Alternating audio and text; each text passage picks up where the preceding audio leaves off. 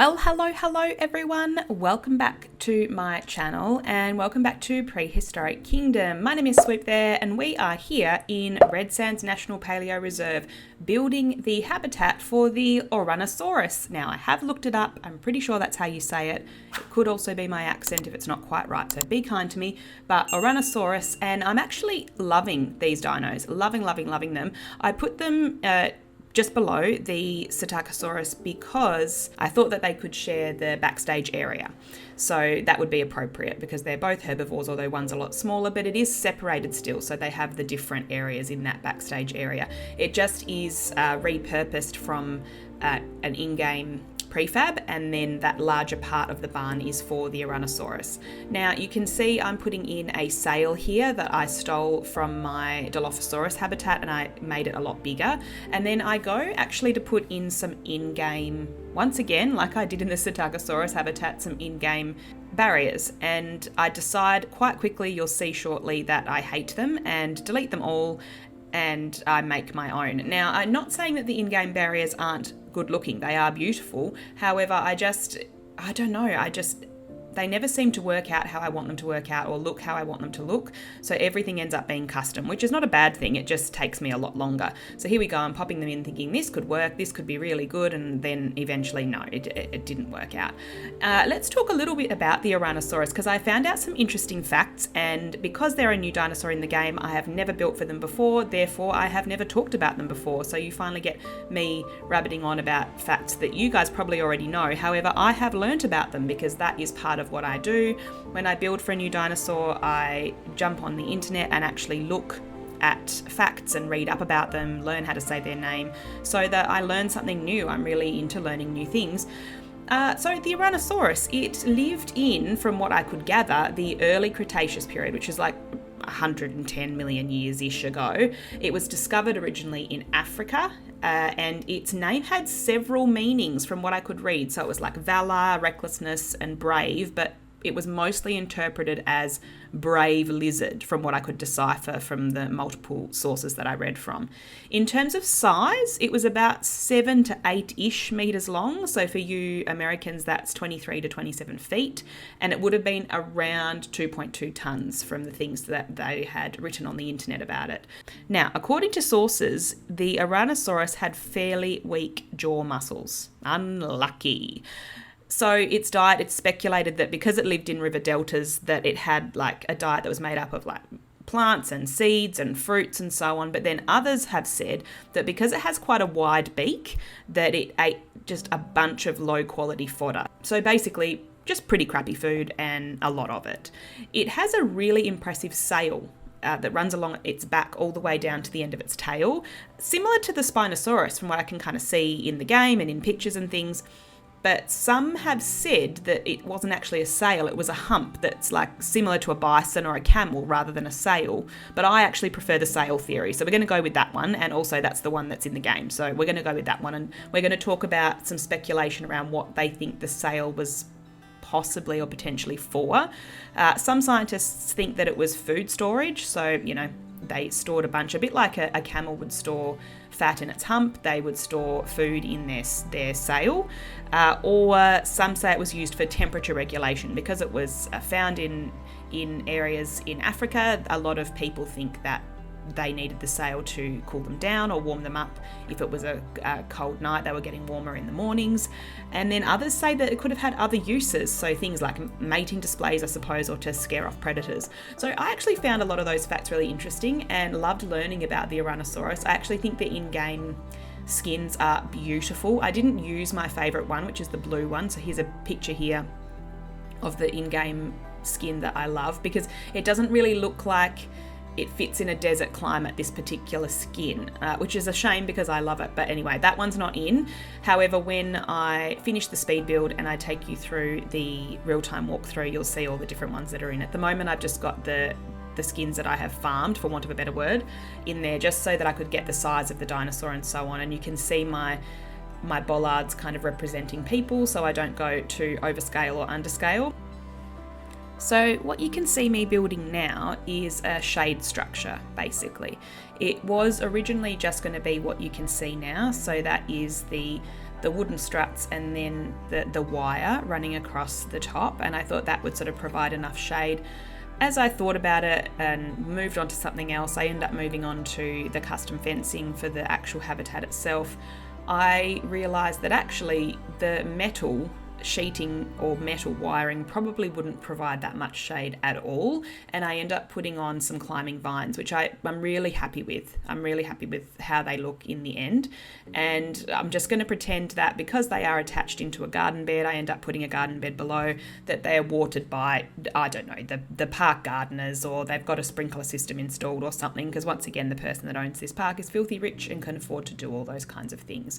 So I'm just popping in now some things just to decoration, just to make it look a little bit better and make it look finished off, and then I move on to the habitat itself and putting in those barriers. Now, I put a garden bed in between where the guests would be and the barrier, because it's kind of like a standoff basically. So people wouldn't actually jump into the garden bed to be closer to the dinosaurs, you would hope, but it isn't now, upon reflection, all that safe, because really if people wanted to, they could just walk through the garden bed and hop into the habitat with the dinosaurs, which is something that you would never see in a park or a zoo. However, I'm really liking the fencing itself and I don't really want to change it. I could potentially change just the bottom third of the whole barrier so that it would be impossible for humans to kind of scoot through, but it's just some wooden struts or wooden posts and then some wiring that goes across, like some really thick wiring.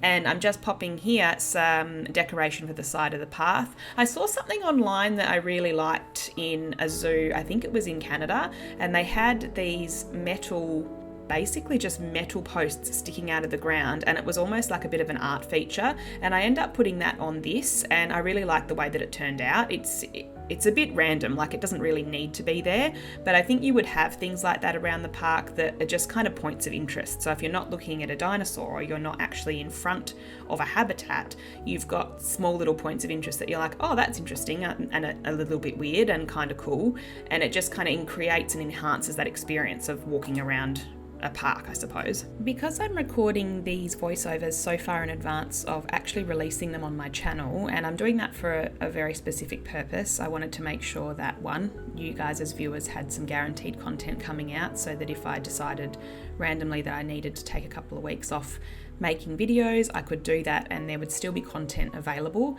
And also, just because I was feeling so inspired when I started to build the entrance building, I just carried on, and I carried on building all of these habitats and just recording what I was doing and not really thinking too much about it.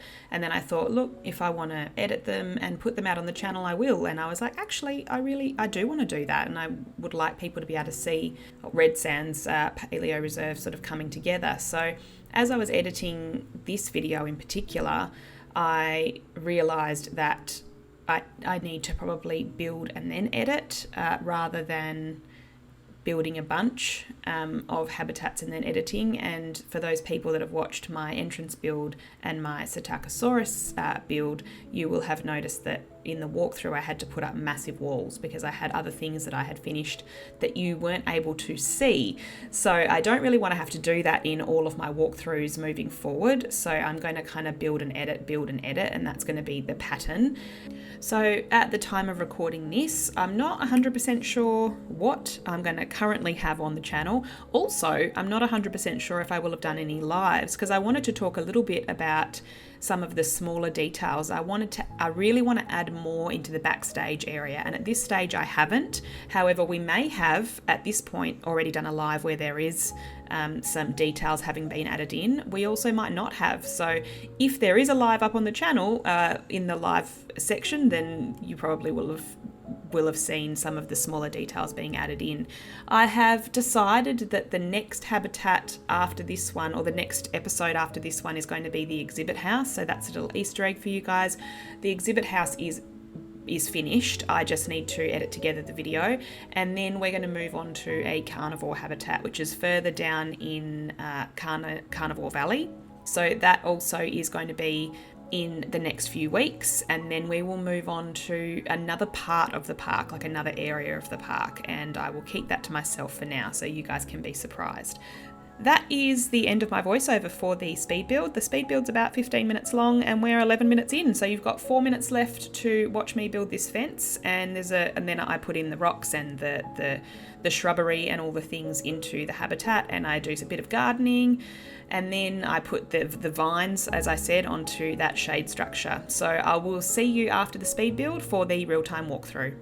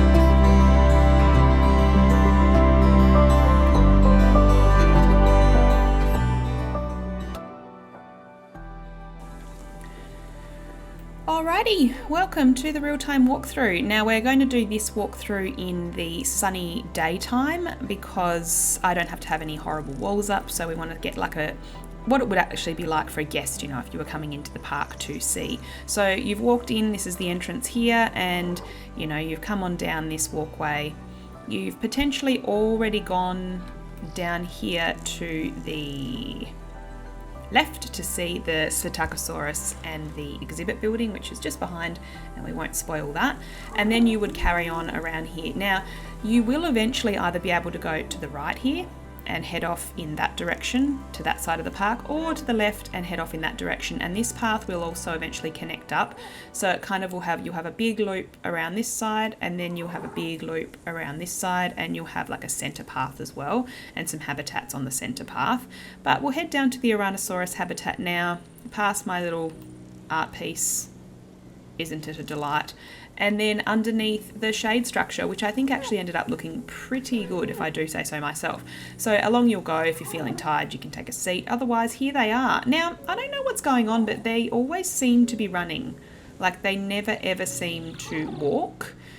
Some of them do, like the ones that I put in later, but the other, like the skins that I had to farm, they seem to always just run. They never walk. Now, I don't know if that's a bug or not, but it's something that I've noticed. Like, I've picked them up, I've put them down, I've deleted them, I've put them back in different ways, and it still seems to always happen that way. So they just constantly run. Whether or not that's what they just do in the game, I'm not sure, but I feel like it's not. Anyway, so you come along here and you immediately have a decent view of them, particularly the ones that are kind of resting in that shade structure. You've got your information board that you want to read about them, and then what a great view. So if you're a guest, you can't be unhappy with that view, surely. Like I said, you know, if you really wanted to, you could just hop in this garden bed and hop into the habitat with the dinosaurs, but we're not going to be that kind of guest. We're just going to kind of watch them from here. So they've got this big shade structure which keeps them out of the sun, and then they also have the backstage building, which I kind of worked to hide, or I mean, I guess hide, but you would see backstage buildings in zoos, like you just do. Or in, you know, parks, you just would see them because they are necessary. However, I feel like you would do everything in your power to make them not as obvious, so it's not something that your eye is drawn to. So I've popped in these rocks here and then the trees to kind of obscure a lot of the view. But if you were one of the Ouranosaurus, you can go in behind here and you can either lay behind the rocks in the sun, or you can actually go into the barn there. They would have that barn open, I think, most of the time. You can see they're just running, like they're just constantly trotting, so I don't know why. Anyway, so you've got the shade structure. The shade structure does end. I nearly extended it, but I feel like it didn't really need to go all the way along. And you kind of can see this part of the habitat quite well without it.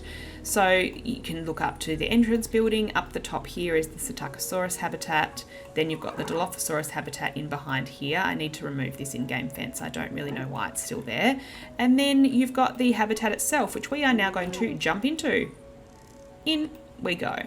So the front part of the habitat is obviously the guest viewing. So if you're a guest, you can watch them trotting about in the water, you can watch them laying under the shade sail and just generally having a delightful time. They seem to love it in here. And then you can, if you are a keeper, you'd be able to see this back part. So we're going to pretend that we work here. And in we come. Watch them all run. See how they just constantly run? I don't think that's what they're supposed to do, but anyway. So they've got the three, we've got the three barn areas where they can shut them in.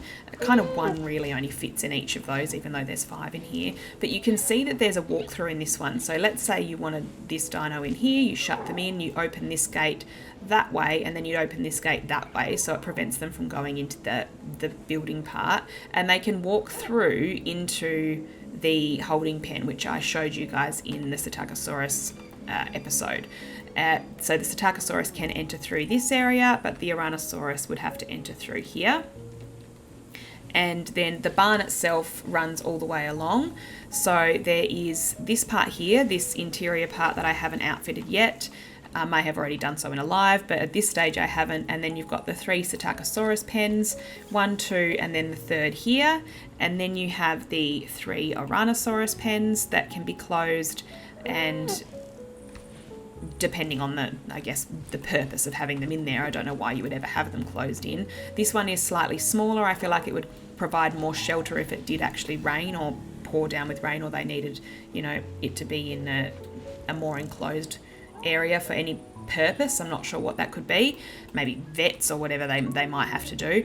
But then that, my friends, is the habitat itself. So yeah, it's not that big, but I feel like it's fine. You know, like I have said in a few previous episodes in Fecola and in my desert mini park, you know, zoos never have habitats that would replicate what an animal needs really truly in the wild. So because, you know, the wild is free. So it's not that big, but I feel like it's big enough for this particular park. You get a really good view, but you also provide the dinosaurs an escape so that if, you know, they don't want to hang out here where all the guests are oohing and ahhing and staring at them, they can go in behind here and they don't have to look at the guests' ugly faces themselves, and they can also just hang out in their barn back there, which I think is fine. Then, you know, or you may not know, but this connects up now to the other two habitats that I have built. So you've got the Coelophysis in here, and then further down here you have the Dilophosaurus. So there is a walkway that you can go down and walk along in the Carnivore Valley, and then here you can just walk along and see the Coelophysis. I was actually toying with the idea of removing the Coelophysis from this habitat and putting in some different dinosaurs, but I actually think it suits them really nicely. I think I've gone a bit over the top with security.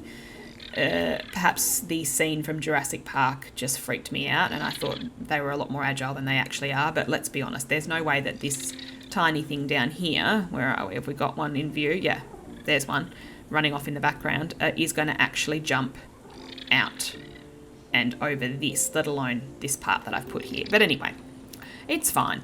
So as you go along here, you will get to the next habitat in Carnivore Valley, which is nearly finished. So we will shush up about that, and we'll come back to what we've built. Never mind my human bollard. You guys should be getting used to those by now. But that is what we've got done today, guys. That's basically the habitat itself. You can see I've put in the vines and then the garden bed that they're growing from, and I'm really excited for what I'm going to be putting in here.